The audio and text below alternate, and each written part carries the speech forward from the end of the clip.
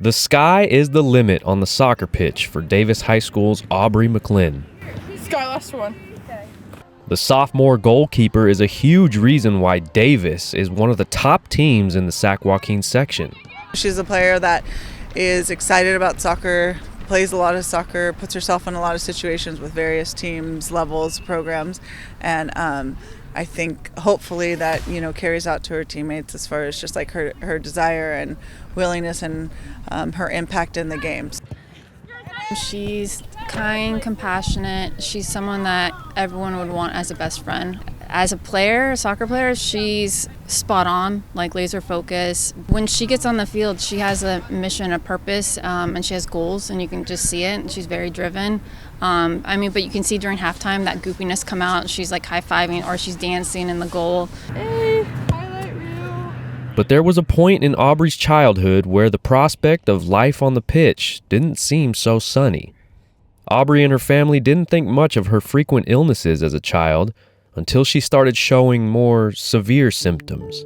So she would get sick often as a kid, and we thought that was kind of normal. But then, during sports is when we noticed it the most. She was holding her body differently. She was starting to turn really red. She started to swell. I started noticing that I started losing sensation in my legs in the games, and I started feeling like I couldn't be able to feel them, or I would have really bad nerve pain. And the way I would describe that is for me, it was like bee stings, a lot of bee stings all over my legs. I also wasn't able to sweat anymore, no sweat was coming off my body.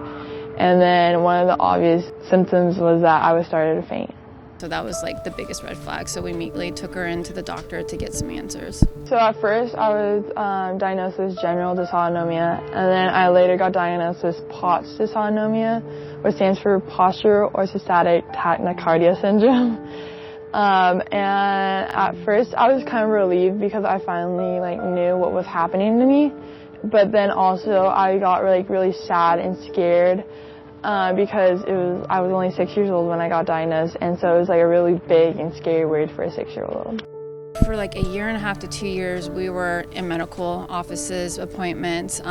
We finally got the diagnosis, so we kind of felt a sense of relief. And Aubrey was on her little handheld Game Boy device, and when they said she couldn't play sports anymore, in particular soccer, because of the running and the endurance that was needed, we heard this, no, that's not going to happen. When I really heard the doctors say that I couldn't play, I was oh no, that's not okay.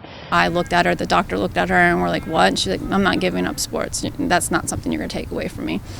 We had a couple more doctor's appointments trying to figure out what I could do. And then we finally came up with the idea and agreement with my doctors that I could play goalie. And they got me on medication to help me so that I could play, and one of those was one that would help me sweat so that I have a good way to cool down my body so that I don't overheat and start to faint and head towards more of the symptoms and lose that sensation in my legs. So you need medication to help your body sweat. Yeah. The switch to goalie not only made the save on Aubrey's soccer career, but more importantly, it saved her mental well-being. We caught Aubrey's condition really early on, got the treatment, got a team of people willing to work with us, and she's very fortunate. But her life would be very different if she didn't have soccer. I call the soccer field my sanctuary. And that is the place where I can really escape from all the outside stuff and just where I can really zone in and just all I think about is soccer when I touch that field. So I think that's really a key thing for me, and just when I'm on that field, I'm not thinking about anything else. Even as a sophomore in high school, Aubrey is not so naive to not see the bigger picture. She also wants to help others in her situation find their sanctuary. I wanted to help people get that earlier diagnosis because I was so lucky to have that support and that great circle of support to get this earlier diagnosis. So I want to help others get that earlier diagnosis. She is my hero. I don't know many kids that would do what she did or the sacrifices she had to make to continue to play her sport. She didn't really have much of a childhood. Now she's making up for it now. She's in a really good place and she gets to travel with all of her sports, and so I'm just really proud that she gets to do that and she has that drive. Whether it's a shot attempt on goal or just the chance to live life to the fullest, nothing is getting past Aubrey McLin. She found something within herself, a voice, and she's doing incredible things with it. From Davis, I'm Nick Pecoraro, and you're watching Premier Preps.